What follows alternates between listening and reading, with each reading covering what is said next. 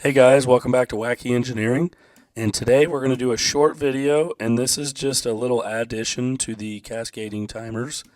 And we're going to go over another part of the timers instructions that we haven't gone over yet that would make this short program we have here just a little bit better.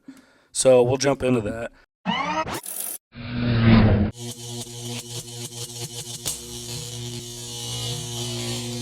As you can see, we're still using the same trainer, and you can see the old program is actually running right now.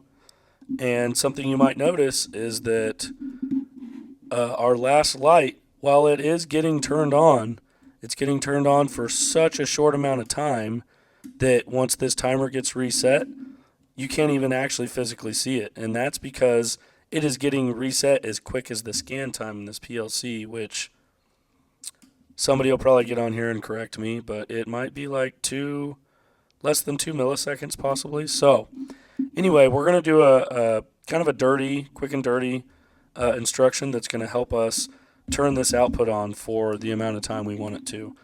And what we're going to do here is, instead of saying the T4, so timer 4, number 4 is done, we're going to put a TT here. And what that tells us is timer 5 timing.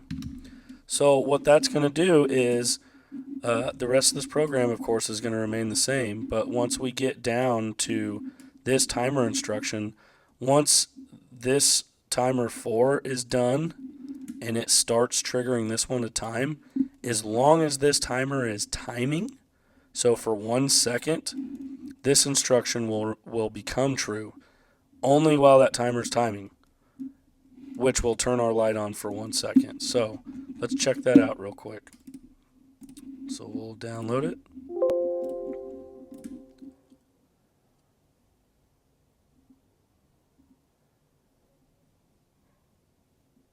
And of course, the further we get into these tutorials, the more in depth we'll get with some of this stuff. So there are some other instructions that we've already used that we could potentially get a little more horsepower out of.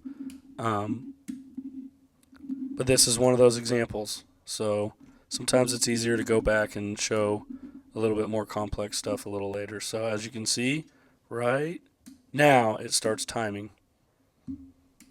So we were at least able to get this light to do something, just because of the refresh rate, or just because of the scan time of the processor. It was so fast that with this done bit, it would reset before we could even physically see the light.